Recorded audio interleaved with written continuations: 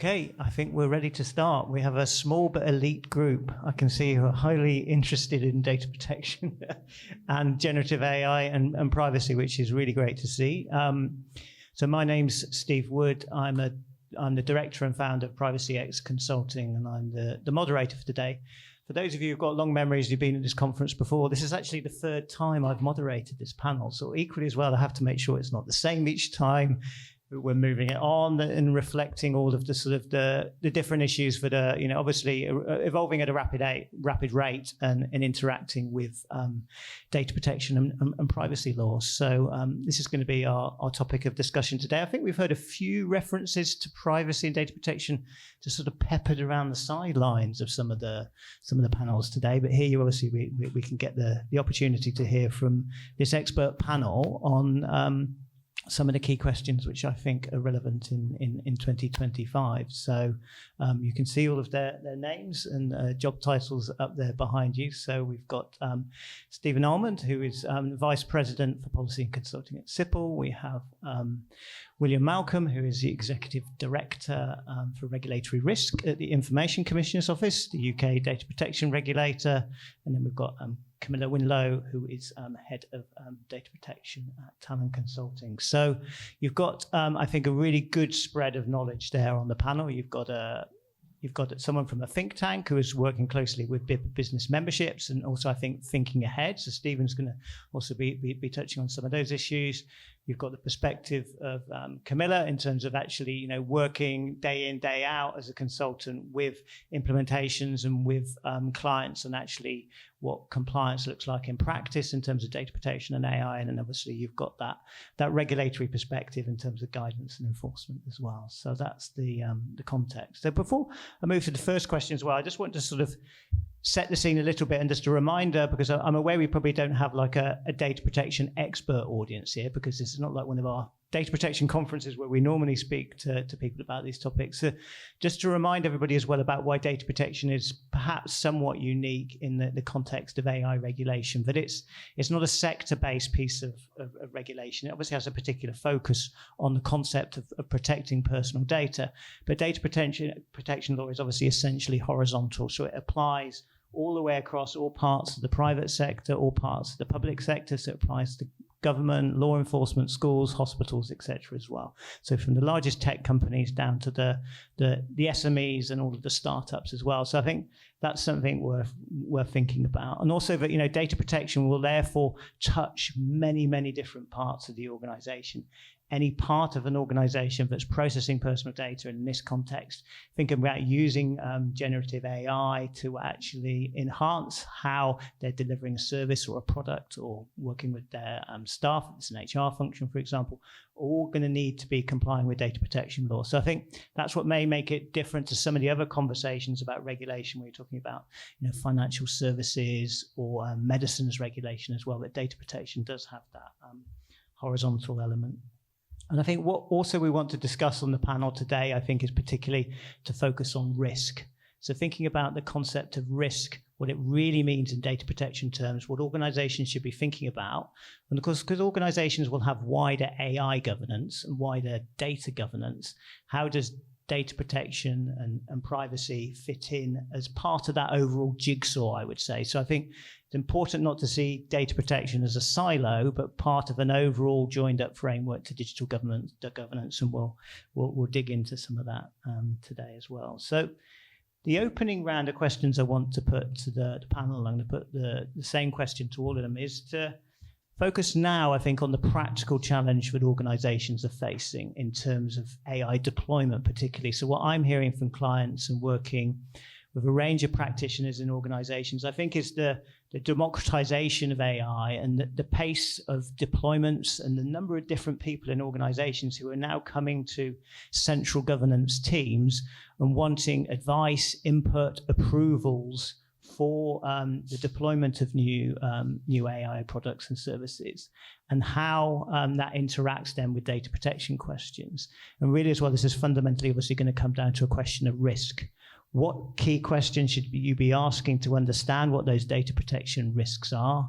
So how can organizations be supported through that process? And as well, what I'm hearing from clients is, you can't obviously treat every single proposed application of AI in terms of data protection in the same way.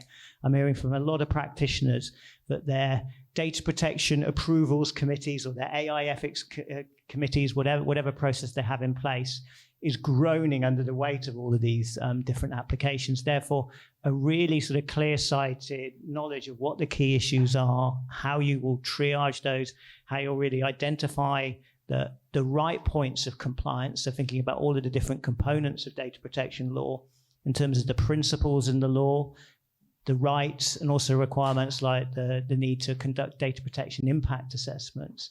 How does that all sort of then come into an approach that you can implement in an organization to make sure that you're focusing on what matters with data protection? And sometimes as well, of course, you can have situations where you'll have implementations of AI which barely touch on personal data, may not use personal data at all in some areas of manufacturing and transport, etc. as well. So it's not to say everything does always involve data protection, but obviously where it does, you've obviously got potential risks and impacts on people, and that's why you've obviously got to invest and take data protection and think about the risk aspects seriously. So with that, I'm going to ask the panel now really therefore to comment on how data protection governance should be evolving in light of how generative AI is being used in organizations in 2025. What evolution are we seeing in the data protection governance in organizations? And what steps can organizations take to assess risks? And particularly obviously thinking therefore about deployment of AI, rather than I think we have had a focus, particularly from some of the data protection regulators in the early stage, which was to focus on the developers of AI, to focus on the open AIs, the Googles, etc. But I think now also we've obviously got to think about how AI is scaling. We've got to think about deployment as well. So we're going to go through the panel in turn, and I'll ask Stephen to kick us off with his thoughts on that question. Thank you so much. And look, I actually wanted to flip it around for a moment because it's very easy for us. I'm sure we're going to dive in with great detail and talk about risk here.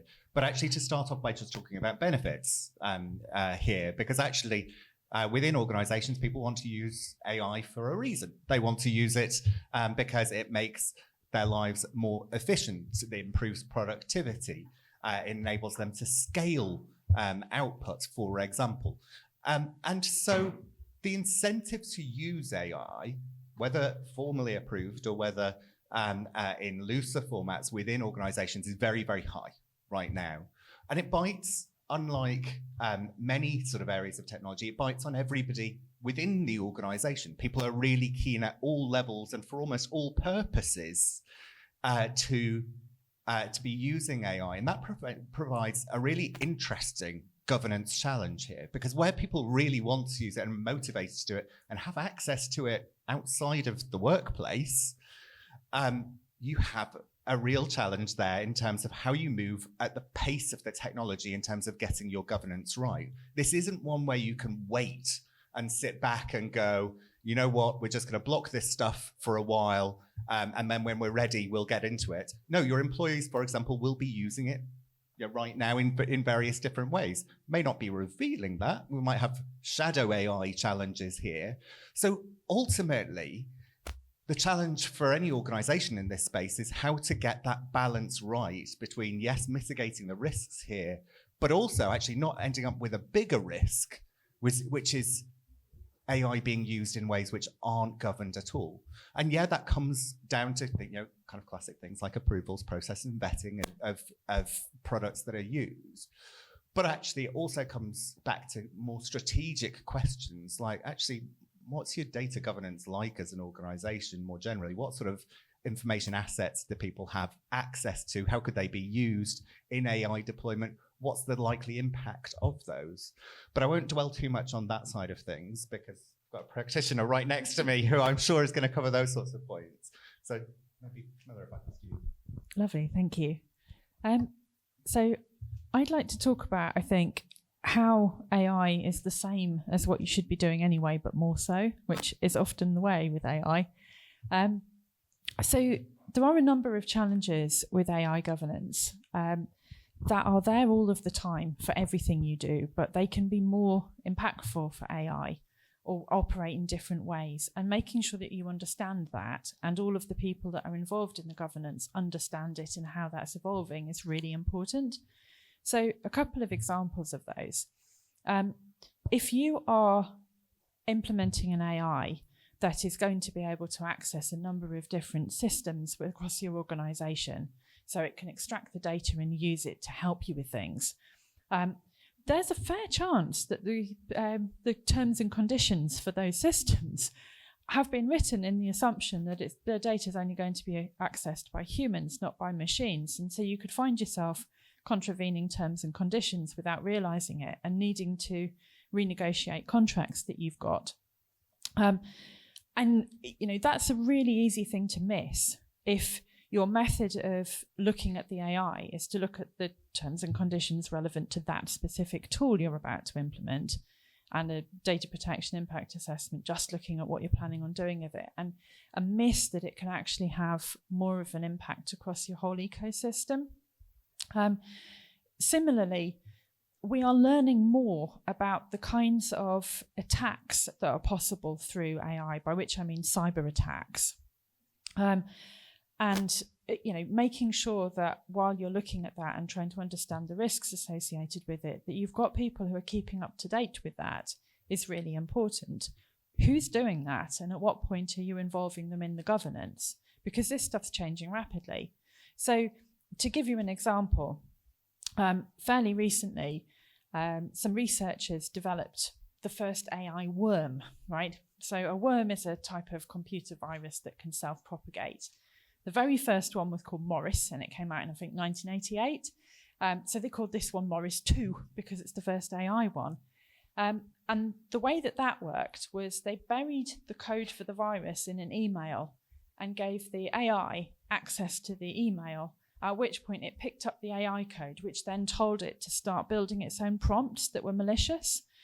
So that bit of code wouldn't have been visible to a human. It may well have gone through a spam filter. It didn't in this case because it's a research project, so they planted it. But it could have gone through a spam filter and then started making an AI behave in ways that people weren't expecting or planning for it to do. And that's the sort of risk where you might have an IT department that's aware of phishing risks, but be thinking about them more in the usual sense of, are we going to persuade an employee to click on a link? And not so much, are we going to persuade a business process to essentially click on a link? So those sorts of things of just, how do you understand sort of the way that AI is interacting with your business is changing, and the things that people need to understand to manage those risks for you. It's really important that they stay up to date. So whose job is that? When are they being involved in the governance process? And how are you making sure that they're doing what they need to keep on top of all of those risks? That's the point I think I want to make, and I shall hand over to William. Yeah, thanks for that.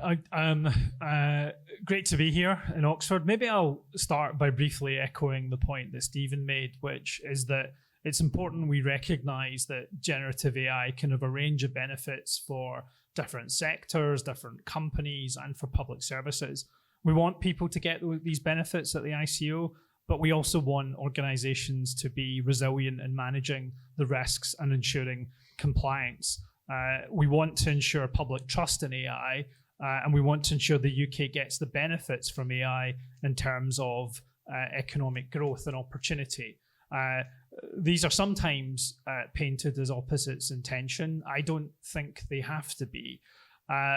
We want companies to have regulatory clarity.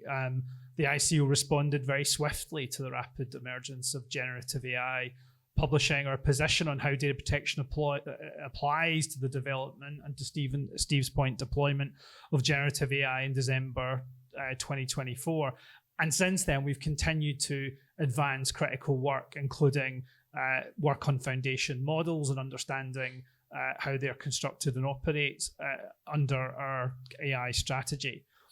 One thing to emphasize, because this is a non-data protection audience or a mixed audience, these are not new challenges. Data protection law is designed to be technology neutral, and questions about how we ensure transparency, give effect to rights, keep people at the centre, always come to the fore when we're talking about new and emerging technologies. We've seen that over the years with innovations like Google Search, like Street View, etc., etc. So Gen AI presents some novel challenges, but that foundational way that we analyze the problem should be no different. Some questions to keep in mind, and again, these are things that are reflected in the ICO guidance. You need a lawful basis. Are you a controller, joint controller, or processor? That gets complex, as we'll see later when we get to talking about agentic. Have you completed the basic documentation, like a data protection impact assessment, to Camilla's point? How will you ensure transparency, mitigate security risk, limit unnecessary processing, respect rights, and apply the UK's Article 22 on automated decision making? So quite a shopping list of things for an organisation to go through. And the ICO has provided, again, comprehensive guidance on a lot of these areas, which you can find on our website. I'd say companies need to be thoughtful and purposeful.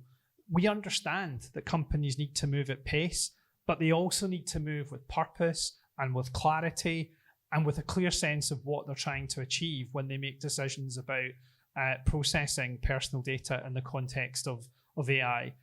With new products hitting the market all the time, it can sometimes feel like a rush. It can sometimes feel like companies are trying to keep up with their competitors.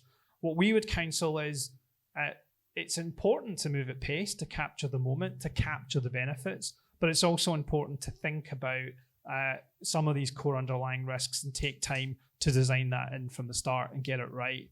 In terms of the evolution, what I'd say companies are seeing is a need to integrate various regulatory domains into the product development cycle.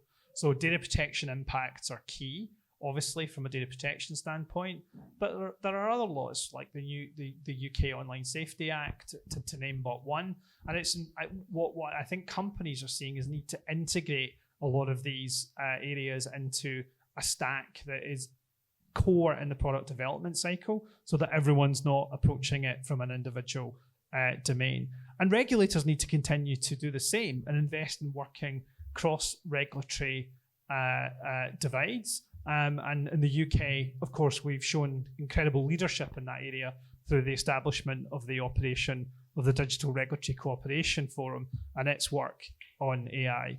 And the final thing I would say on the evolution here is it's important to think about innovative ways to work with companies and organizations upstream to get this right.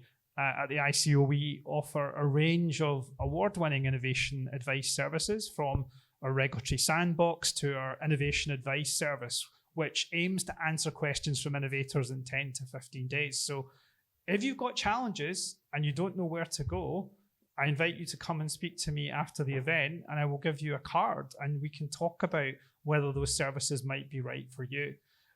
Because we want to be pragmatic, we want to be agile.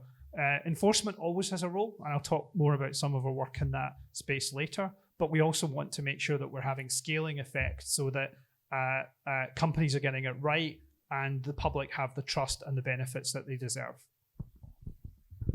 Okay, thanks so much, William. I think we've got some sort of really interesting perspectives there from the panel. I think particularly reflecting on how we're moving towards this sense of integrated data protection governance alongside other components of risk management in organizations. I think as well, we're really learning as well about how organizations need to have the skills and knowledge embedded to be able to spot those data protection risks when they emerge. But equally as well, I think the message that we're seeing, particularly over the last year, particularly from data protection regulators globally as well, is that maybe we do need a particularly refreshed sort of proactive approach from data protection regulators. So I think one of the questions that was sort of emerging sort of 2 or 3 years ago when generative AI was on the rise was, were we immediately going to see a large number of fines from data protection regulators about generative AI, or how were the regulators going to engage with it? But I think what we are seeing, I would say a trend now across the world. I think the ICO has probably led the way on this, but we're seeing a lot of different proactive mechanisms like those ones that William talked about in terms of sandboxes, special advice services, different ways to interact so organizations can get this right first time.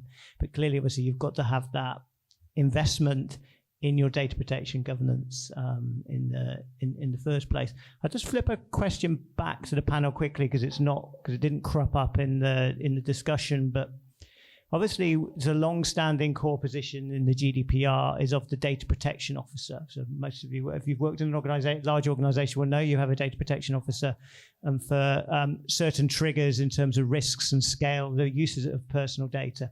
It's actually the requirement in the law to appoint a data protection officer. But obviously the role of those data protection officers, I think in the context of AI, is having to evolve, but clearly the sort of the statutory underpinnings and some of the core components have to stay the same. So I just want to check with the panel whether they've got any particular observations in terms of data protection governance and how the role of the data protection officer is evolving as well. Look, happy to dive in. William mentioned, this kind of trend of digital regulatory convergence. You have, here in the UK, you have a focus on the data protection governance, but also on online safety. If you're of a certain sort of size or nature, of competition regulation, the Digital Markets Act, and you might, of course, also have sectoral regulation in play. Over the channel in the EU, you then have even more legislation to work through, including the AI Act, including now potentially even a Digital Fairness Act. And ultimately, all of these actually approach accountability in slightly different ways. The foundations, and Sipil talks a lot about the importance of accountability. The foundations of accountability are all the same across this, whether it's talking about having an accountable officer or whether it's talking about having a sensible approach to risk assessment or reporting. But ultimately, what we're finding here is that sometimes, actually, these requirements don't align wonderfully well, and that certainly creates some challenges for companies. So what we see is a tension here between companies who are trying to bring together the governance and the accountability and the reporting within their organizations, so that they don't have silos and tensions, and they're able to work across these different regulatory requirements seamlessly here. But at the same time, sometimes slight nuances in the legislation really hold people back. Personally, I'd say there's an opportunity coming for us to think about what the accountability structures should be for the future, but I'd really welcome views from my panelists around that. Yeah, I'll be super succinct on the data protection officer question. I think DPOs are absolutely critical to the process. Organizations have a responsibility and a duty to consult data protection officers in cases of high-risk processing, and making sure that the system is in place to do that is vitally important. I certainly agree with Stephen. We should integrate requirements and involve redundancy and duplication of effort, but that core requirement has to be met. And of course, data protection officers, if they feel that those risks can't be mitigated, have the option to ask for an opinion from the ICO, and that's something that they can do in cases where the deployment of technology is novel and new. They have a statutory right to approach and say there are mitigate risks they cannot mitigate, but benefits that are available, and that's something we would seek to then work with the data protection officer on as a regulator. So I think I'm going to finish off by saying, given that I work as a data protection officer, one of the things I think you need to be careful of is not assuming that your data protection officer will be your AI governance person, because data protection is one aspect of AI governance. AI might be accessing data that's not personal data, which is not classically in scope of a data protection officer. You're probably going to be accessing data all over the world, and most countries don't require a data protection officer. So what's the geographic scope of your data protection officer? You can also end up asking your data protection officer to take on responsibilities that are not strictly the responsibility of the data protection officer, in terms of thinking about risks to individuals. So, other panel sessions today have talked about sort of the long-term potential consequences on staffing levels, for example. If you want some ethics around that, it's not technically classical data protection, but it is an effect on individuals. So the data protection officer I think of as being a really important part of a team, but it's one lens on a project, the same as anything else. And so for me, the important thing for an organisation to be doing is thinking about what are the categories of risks and governance that it wants to be able to apply to a problem, and who are the right people within the organisation, or consultants if they're not in your organisation, that you can bring in to apply to it, to make sure that you're getting that sort of broad sweep of everything that needs to be considered to get the governance right. Thanks so much to the panel. I think that's given us really good insight in terms of why the DPO role is important, but also how it may need to integrate and link with other areas, but equally sort of keeping the core purpose of the role in mind as well. So that's great. Now, actually, I want to turn ask William to go first, actually. And thinking ahead, particularly, I think sometimes about the complexity of data protection. Certainly for my sins, I've worked for over 20 years in data protection regulation, and there is a sort of quite a big weight of existing guidance, of case law. There's often guidance as well from international regulators, particularly from the EU, which might be in the background, even though we're here in the UK, but you may need to consider as well. So it can be, I think, increasingly complex sometimes to navigate what the key sort of principles and issues are that you need to consider in relation to data protection and generative AI. And the ICO obviously has a particularly important task coming up, that it's going to develop a special code of practice on data protection and AI. So I thought I would ask William to talk a little bit more as well about what's coming up in the future from the regulator. You've touched on some of these things, William, but particularly looking ahead now, particularly what people could, what can we expect to come from this AI code? Because I think as well it will probably be quite world leading. It'll be one of the first regulators in the world to develop an AI code of practice. Yeah, so I talked earlier about our kind of proactive upstream approach, the need to develop regulatory sandboxes. That's the way in which we're seeking to establish ourselves as pragmatic, proportionate, and predictable as a regulator. It's also the case, however, that we have taken action when we've needed to do that. In 2024, both LinkedIn and Meta made changes to their approaches to AI model training following engagement with our office. And in 2023, we opened an investigation into Snap following concerns that it had not met its legal obligation to adequately assess data protection risks, but that were posed by an AI chatbot. And that resulted in change, that resulted in a decision which I think gives data protection officers some practical hints and tips about the types of things that the ICO would expect to see in a data protection impact assessment. But you're right, looking ahead, two things coming up on the horizon. Before the end of the year, we'll be publishing a Tech Futures report on agentic AI, sending out our thoughts on agentic AI and the data protection implications. And as you alluded to, Steve, the Data Use and Access Act introduced a requirement for the ICO to develop a statutory code of practice on AI and ADM. And by consolidating and embedding all of the existing ICO guidance, you talked about there being a lot of guidance, but by consolidating and embedding it into that code, there's an opportunity to provide greater clarity for organizations wanting to innovate in the UK. So that package of moving forward with the code, looking forward through our futures report on agentic AI, continuing to operate and promote our sandbox services, I think comes together to give a sense of where we're heading directionally. We want to be pragmatic. We want to work with organizations to deliver change now. We're not afraid to use the powers that we have under statute where organizations are not engaging and are demonstrating that they're not getting it right. And we're committed to delivering the code under the legislation, which will be a great opportunity to kind of codify and pull together all of the guidance that exists today and expand on that in the context of the new legislation.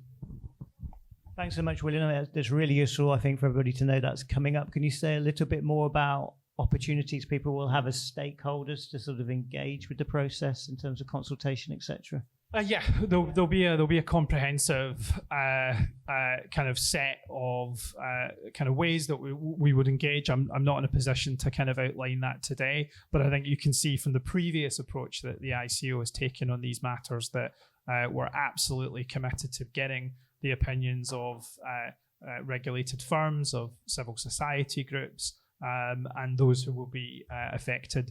More on the how and the what and the when to follow. Thanks so much, William. So look out for that. The ICO's consultation coming up on the code of practice. I think just to flag as well, William talked about some of the sort of the interventions that the ICO has made in terms of how they've actually intervened, in terms of how companies have changed their practices, even if it hasn't actually come from a formal fine or a formal enforcement action. But if you look at the learnings from some of those cases, I think you can get really important points out of those in terms of how organizations have got to get the balance right between identifying risks and the mitigations you put in place. If you look at the LinkedIn or the Snap or those Meta examples, well, the key issues in all of those are all about how the risks were being mitigated and really whether there were effective practical safeguards in place as well. The longest one to read, I think, is the Snap decision. So that's particularly one I think worth reading if you want to look for that online. So I think I'll turn to the other panelists as well, just to get their reflections on how data protection regulation may need to evolve further. We're going to get onto agentic AI in a minute, so I'm going to ask them to sort of skip around agentic AI because that's the next question. But more generally, particularly I think turn to Stephen first. So SIPL is obviously a think tank thinking ahead on some of these issues. I know SIPL have introduced papers on concepts like smart regulation for data protection regulators. So what do you think data protection regulators need to do? Obviously, you've got the example there of what the ICO's done. I know you previously worked at the ICO, but what else can we learn, or do you think we need to say to data protection regulators globally about how they need to evolve their approach to tackle some of these challenges we're talking about? Thanks, Stephen. Thanks for outing me as an ex-regulator as well. There's a whole panel of us. Yes. Look, I think probably actually, seeing that and now working with businesses gives me a great vantage point of looking at how the law works in this area, and being a huge fan of the principles of data protection law and what it's trying to achieve. I also see the areas where sometimes, perhaps not really by design, development of AI and other technologies might be tripping over the law. So recently, for example, we put out a paper on the use of sensitive data in terms of AI training. Now, this is an area where I think we can all agree that it's really important that actually for certain use cases, sensitive data is available for training. It's really important, for example, for bias mitigation, to make sure that your models aren't having unfair outcomes on certain groups in society. It's really important for certain applications. If we're talking about healthcare applications, you don't want AI for healthcare to not be trained on the full range of health data, for example.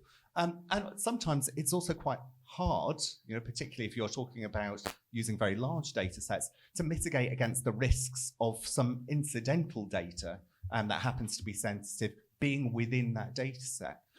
Currently, this is an area where the law is pretty black and white in terms of actually requiring a condition for the use of this sort of sensitive data. And typically in these sorts of circumstances, it quite often comes down to, have you got somebody's consent?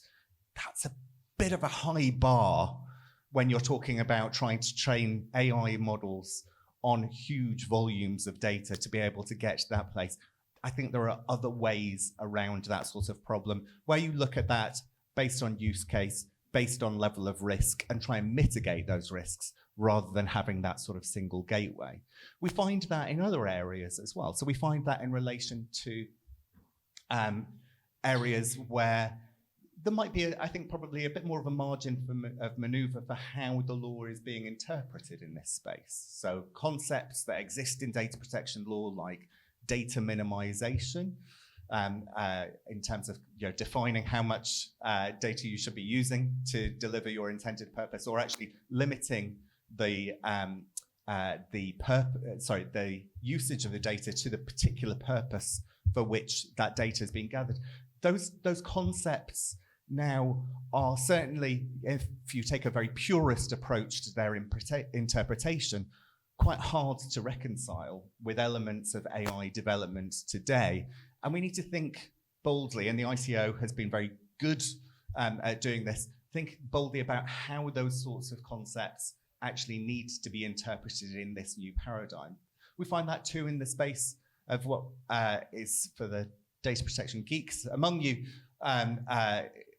the frame of looking at your lawful basis, your sort of grounds for undertaking processing, where quite often you might be doing this on the basis of something called legitimate interests, where you've weighed up your interest against that of other parties.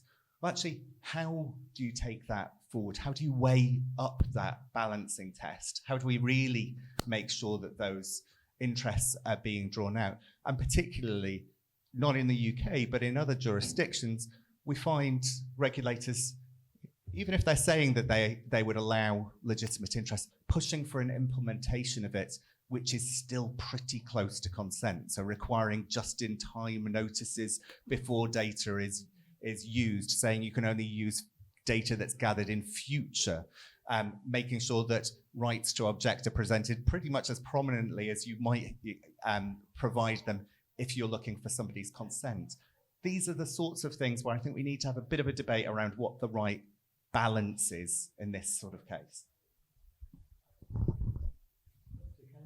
I'll jump in with a couple of thoughts again from a data protection officer's perspective. So one of the biggest challenges if you're a data protection officer of a global company, and most companies work in multiple jurisdictions these days unless it's your corner shop, is different jurisdictions have really, really different attitudes to how they want to regulate things. So, on a really fundamental level, if you're operating in Europe, things are banned unless they're allowed. And if you're in America, they're allowed unless they're banned. That's the opposite, right?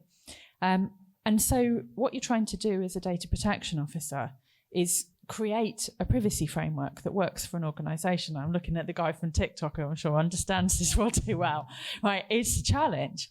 And actually, one of the things that regulators do, so I know the ICO has done a lot of work with regulators in other parts of the Commonwealth. You've done joint enforcement actions with Australia and many other countries. And a lot of data protection rules actually come from global agreements. So one of the things that would be really useful is for me, right, is to have an understanding when guidance is coming out of how that was prepared in terms of, were you looking at global guidance? Were you working with other regulators to do these things? How applicable is it across the organisation and what I have to deal with? If I read the ICO guidance, can I assume that the Canada regulator is probably going to be happy with that too? It would be lovely if it said that.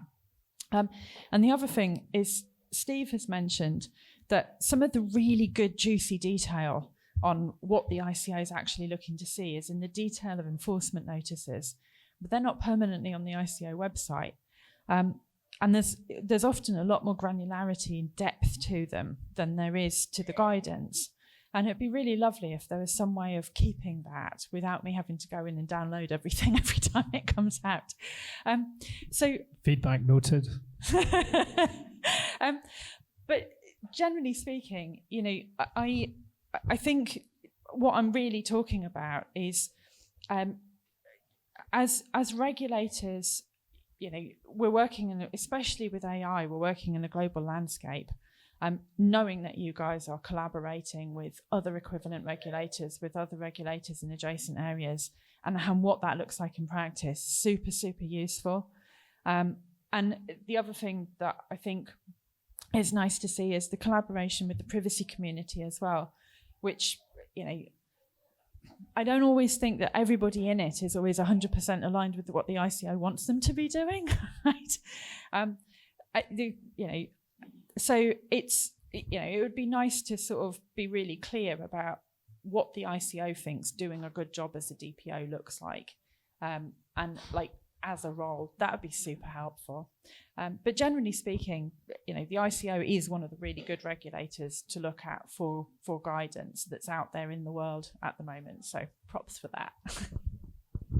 Thanks so much for all of the panel members, I think, on their different perspectives on that issue. So I think, there's some interesting takeaways, particularly from Stephen's points about sensitive data, or what we call special category data. But I think in some elements of data protection law, I think about this from a policy perspective. We're at a crossroads, really. I think we're going to need quite context-specific, pragmatic interpretations of what data protection law means in the context of generative AI. Or we're going to buffer up against some quite intractable problems. So there's quite a focus and a weight, I think, on the regulators to provide some clarities about these issues. So Stephen's point about what happens when you've got, large language models with billions of data points, which accidentally or incidentally ingest some special category data. How do you deal with that if technically the law might say, well, you can't do that, etc. So there's going to be a shift towards law reform, which is going to address it in a different way. But I think whatever happens, hopefully we'll sort of have the concept of risk at the heart of all of this, because obviously that's going to help guide and sort of proportionately scale it all. Some really interesting comments. I think, Camilla's points are really interesting as well about the global context. So about how, as a data protection officer, you need to sort of triangulate between all of these different pieces of guidance, and then ultimately, I would say, sort of find the common denominator, so you can come up with a global standard for your company in terms of what you're going to apply, because you may not want to apply it on a jurisdiction by jurisdiction basis for your multinational company as well. So some great points there. So we are now going to move on to the topic of the day, agentic AI, because it obviously touches on data protection. Obviously, in some contexts, AI agents will be interacting with models and data, which will include personal data. In a lot of situations, we could have use cases where it's individuals who are asking AI agents to undertake tasks for them. They could be making decisions for them on their behalf, etc. And we've obviously got a much more sort of complex supply chain emerging as well in terms of how agentic AI and these agents are going to work. So certainly there are questions here for data protection law, but equally as well, we must recognize that data protection law is not the only regulation here. There are a whole host of other legal, ethical issues, about contract law, consumer law, liability, etc. as well. So again, the key point is I think with agentic AI is how does data protection sort of fit in as part of that overall position. So it'd be interesting to get a sense from the panel about, is this a continuation of risks we're already aware of, and what are new data protection risks? So what risks should organizations consider from a data protection perspective? Is my question to the panel. And also as well, I know some of the panel members particularly as well want to sort of build on this point about how data protection law needs to flex to address some of the tensions or some of the difficulties which may emerge in some of the unique elements of the agentic AI context. So, Camilla, would you like to go first on this one? Sure. Yeah. So, agentic is really interesting because one of the tenets of the automated decision-making rules in GDPR is there should be human oversight if you're doing high-risk things broadly. And agentic is, the point of it is you haven't got the human intervention. The AI is doing it for you. What that can bring with it, again, going back to the point that I made at the beginning about the new cyber risks that you've got coming in, is your AI can start doing things, and it may have been doing them for a while that you weren't expecting without you noticing. So I've got a couple of stories, right?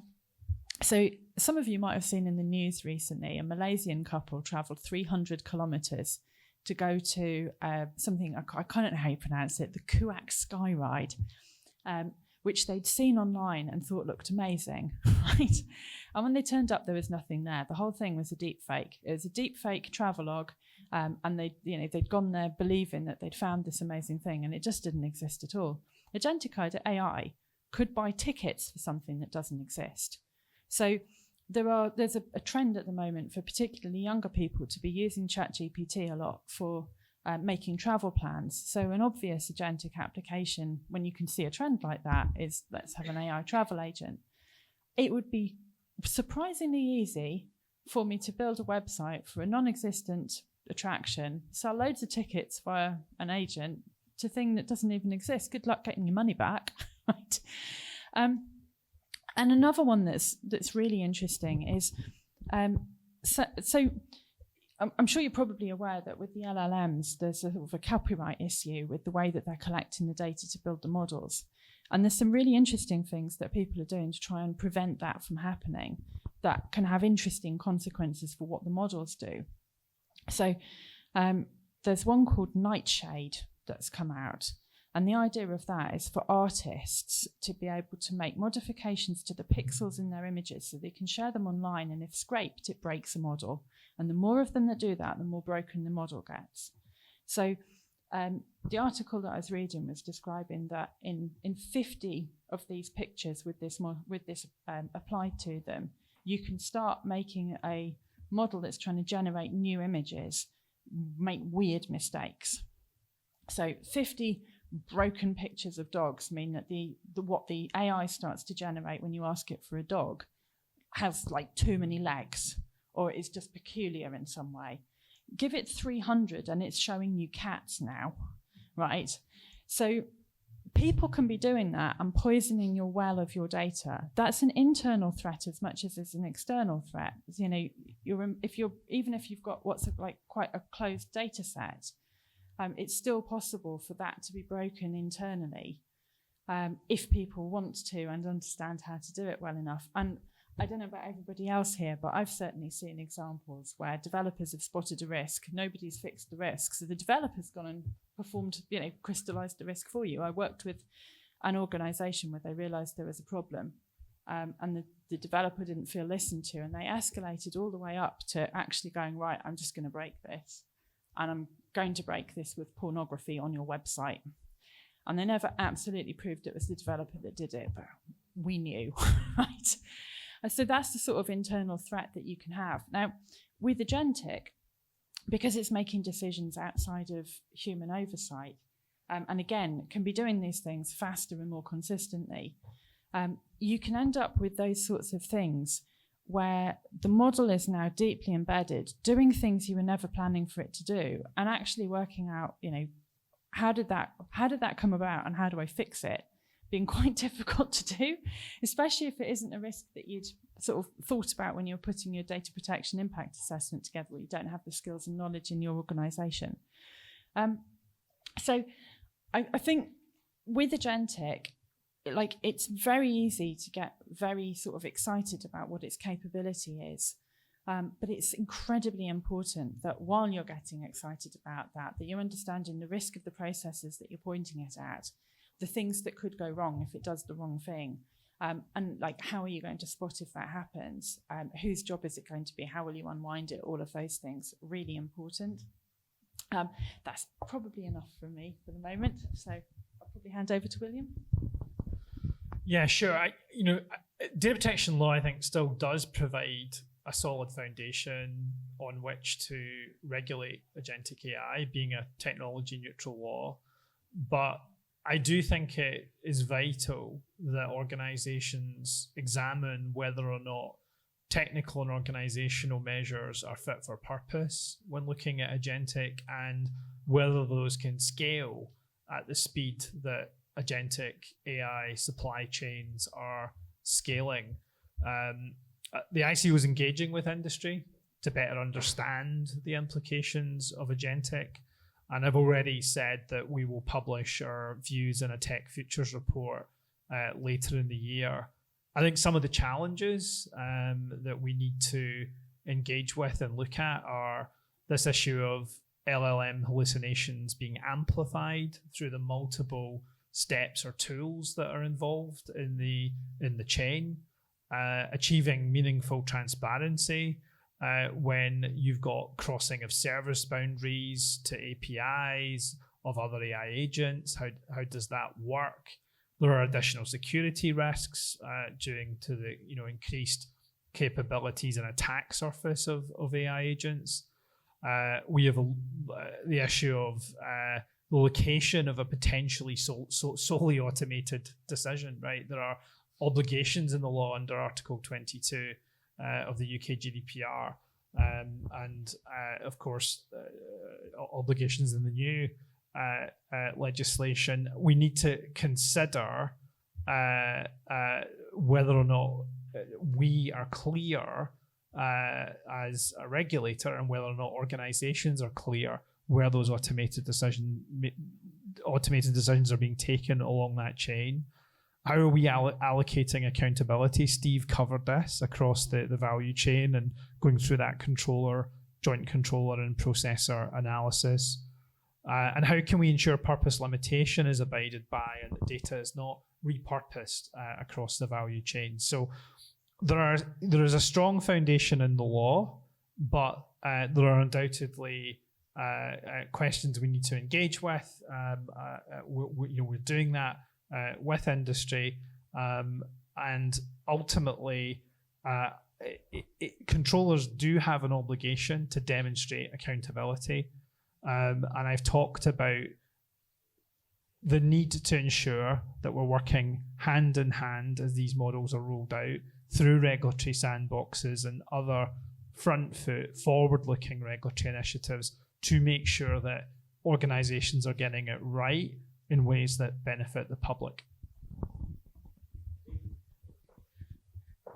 Thanks. Look, as we've talked about already, data protection law is not the only sort of game in town. I think particularly when it comes to AI agents here, we're really seeing lots of challenges from the intersection of laws. We're actually just about to publish in the next week our own paper talking about how this kind of confluence of laws applies to agentic AI. And I break it down into 6 different concepts for you in terms of kind of what the laws are starting to require here. There's one bit which is very, very core to data protection here, which is around defining kind of the purpose and the proportionality, I suppose, of using AI agents. And so that covers these sorts of classic data protection questions around what's the purpose of the processing here, what's the amount of data that should be going into it, what's the lawful basis for the data. But also that extends beyond data protection to things like, well, actually, how are you going to manage the boundary when it comes to other sorts of data classes, where you're talking about business secrets, where you're talking about IP, for example. It also takes us into the world then of, well, who's in charge, right? And this is the next bit that I want to talk about. It's about control, it's about accountability. This is an area that's particularly fraught across laws which weren't necessarily always designed to work together here, which allocates liability and responsibility often in quite different ways. It's particularly hard when you have an agent that is taking decisions rather than a human taking decisions to get to the bottom of who's actually accountable for failures in this area. And this is something that really needs to be worked through. You know, if you've got an agent which is consenting to your data processing on your behalf, is that real consent, for example? If you've got an agent which is hoovering up data from other sources, actually, is that being processed lawfully? So we've got some real questions here around accountability and around human oversight and decision rights in this space. And we've touched on how that plays through data protection law in relation to this sort of concept of automated decision making. But again, that's going to be an issue that is going to go much broader than just data protection and privacy. It's just this question of control. We've then got another area which we talk about a lot in relation to generative AI, but it's going to be just as true in relation to agentic AI. It's around integrity, reliability. So, you know, questions of misinformation, which we've touched on a little bit. Questions around fairness, around non-discrimination, around bias. But you're also going to have, particularly as these are in many respects self-learning autonomous agents, questions of drift, of cascading errors as they adapt to their purposes. Again, another area which is going to be a classic area, but it's going to move on, I think, with agentic AI, the questions around transparency and explainability. Transparency, right the way down to when you're interacting with an agent, all the way through to actually, given that lack of human oversight, how are you going to have auditability, right, around decisions here? How are you going to be able to work through that? Camilla has so eloquently talked through some of the security and resilience challenges here, so I'm not going to go into those ones in detail, but that's a whole separate theme for us. But then you come onto something which I think is really interesting and new, because lots of these themes, you could say, well, we've talked about this many a time in relation to generative AI, but you have a final theme here from us, which is around alignment and human agency here. And ultimately, there are some really interesting and challenging questions that we're going to come up against around the extent to which agents are operating with goals that are aligned to what the humans wanted, in the way in which they are operating in ways which conform to laws that might apply to humans, for example, or to value frameworks that might apply to humans. Think, for example, of the risk of collusion of agents if you use them for price setting, for example, where they start to mirror each other's behavior and they start to drive the price up artificially. These are sorts of things that we've got rules for humans, but how on earth is that going to translate to an agent? And then you've got this problem again, right, of opacity and drift, right? So not knowing how your agent is quite getting to the outcome, and actually potentially over time seeing as it evolves, as it continues to learn, that purpose and that goal that it's going for starts to shift. And here I think we're going to have some real challenges, definitely under data protection law, but under quite a range of laws too. Thanks so much, Stephen. That's a really great summary to finish off there, I think, of some of the key questions about agentic AI. Because actually this panel as well, we have an hour and 5 minutes. We have a bonus 5 minutes. So we do have another 5 minutes if anybody wants to ask any questions or see if there's any hands. One straight away at the front.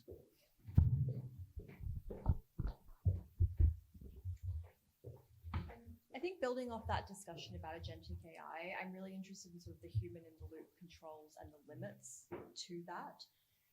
To give you an example, I've seen agentic AI demos in the insurance industry where agents are being used to support human agents in understanding claims. They will come up with a recommendation. Problematically, those recommendations don't have a confidence score, or you may not actually, as the human, be able to go back and understand why it has created that recommendation. So it's putting that onus then on that human agent to go back and check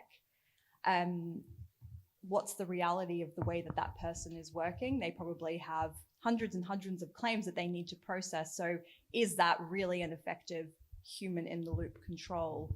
On paper, it may appear so, but in practicality, I would argue it's not really serving that function. So I'd be interested in hearing what you're seeing in the market. Thanks. That's a great question. And that's an area I hope to go into. We've had a little bit more time, actually. So it's a really, really good question. I think, so perhaps then ask which the panel members would like to respond to that about, do we need to rethink the concept of human in the loop when we're thinking about automated decision making and data protection? And the other term I'm hearing a lot is, do you actually also need to think about a human on the loop, which is a slightly different concept, which may always have a sort of a different focus on intervention and sort of audit processes as well. But would anybody like to come in? Stephen, you've got to pick the mic up. So, one of the features of a data protection law actually is that it provides a bit of a risk threshold around automated decision making, which is, I think, a neat feature and something that we should really cling quite close to if we want to have kind of outcome focused, risk based regulation of agentic AI. And that is actually that it some of the test here actually hangs on the sort of effects that processing could have. So if it has, the test that GDPR would be using will be around legal or similarly significant effects, so, things that are going to have really serious effects on individuals. Actually, that's quite a good benchmark for thinking, okay, right, this is serious, this is going to need to be handled in a different way. Conversely, there's a lot of stuff that falls well below a threshold like that, where we need to think actually where might our application of the law be slightly prescriptive in terms of our approach, and ultimately the end impact on society is probably not going to be super high. Should we be trying to free up that layer whilst actually reserving our firepower, as it were, for the things that are really important in life? Yeah, I would maybe just quickly supplement or that to say that when we're dealing with legal effects or significant similar effects, the human must influence or be capable of influencing the outcome, have discretion or authority to alter it, have training, and be able to evidence all of that from an accountability perspective. So I agree with the kind of legal divide that Stephen set out, but it's also important that in those cases where there are legal effects, that the appropriate training and accountability documentation is in place, and that the human can change that decision or influence it. I'm just going to follow up on that point, if I may, very quickly, because I think your point, as much as anything, is how does the human actually behave when put in that position? And it's fine to have a policy, but you need to see the behaviour. So the challenge that you have in any situation where you've got an AI going, I think this is the right outcome, is the risk off position from that person's point of view becomes follow the AI, because you're more likely to have to explain yourself if you're changing the decision than if you're following it. So it's going back to that training point, and also the point on risk.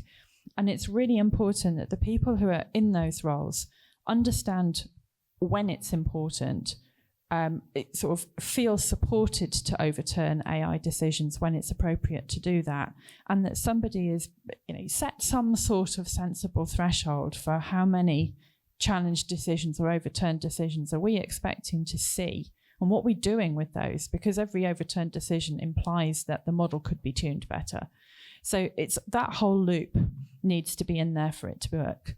Not just that the human could overturn the decision, but that we see evidence that when it's appropriate, they do. And it comes back to really a concept under data protection that's really important, which is accountability. So the accountability doesn't go away from the data controller at any point, whatever you're doing. It's still down to you to make sure that the right things are happening. And that's just business sense, isn't it, at the end of the day? Thanks so much to the panel. I think some really good points there. I was also reading a paper a couple of days ago, actually, by the European Data Protection Supervisor. If anybody wants a link to it, they can ask me about it afterwards. But it actually had a very good breakdown of all of the different types of human intervention and the different sort of risks and dynamics with those. So like even if you move to a situation where you do put a human in the loop and you turn to a hybrid decision-making system rather than a fully automated decision-making, if the human isn't properly trained or doesn't still understand how the system works, your problems still continue. So I think we're probably I think what agentic AI will do, and building on the comments the panel has made, I think will put more pressure on strengthening the accountability and the governance and what the role of the human really may need to be in the context and the risk of what you're doing as well. So I think, some really good points there. We've still got a few more minutes if anybody else wants to ask a question. I'll go to the person in the back first and then at the front.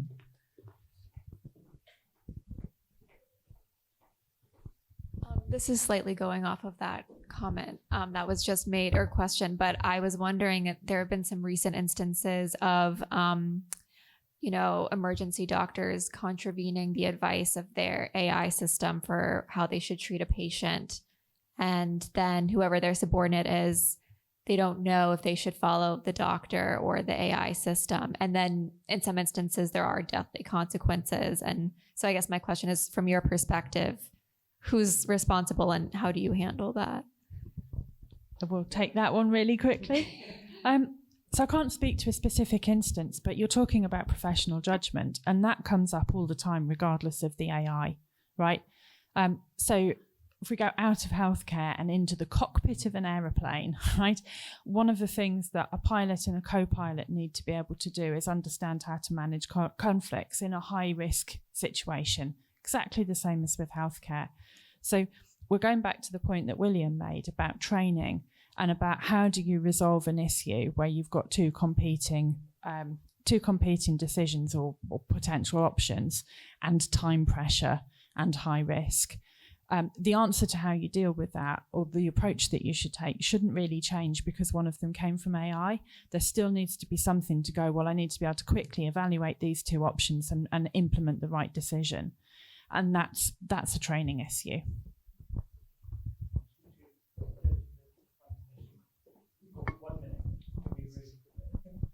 We've just been hearing little bits about sandboxes, and I understand that the ICO has some funding for a new sandbox for AI technologies. I just wondered what the plan is for that, or if that's too specific, potential things that you might tackle with sandboxes. Well, I'm going to use your question as an opportunity to double down on my plug to those in the audience to look at the ICO website, speak to me, happy to give you a card afterwards, and look at whether our innovation advice services or sandboxes is something that would work for you, and give an opportunity to engage in meaningful kind of dialogue about what some of these challenges are and practical ways we may solve them. To your question, I think we've got an open mind about what projects might be suitable for the sandbox. So I'd encourage people to look at that and engage. And yes, of course, we're always looking at how we can evolve the sandbox and make it better, and more to follow on how we're doing that over the coming months. And to follow that with an even cheekier plug, just say that we have a paper coming out next week on sandboxes, on the design of them by regulators, what works well, what doesn't, but also looking at it from the organizational perspective in terms of how to engage in a sandbox project, how to think about how to work with a regulator on it.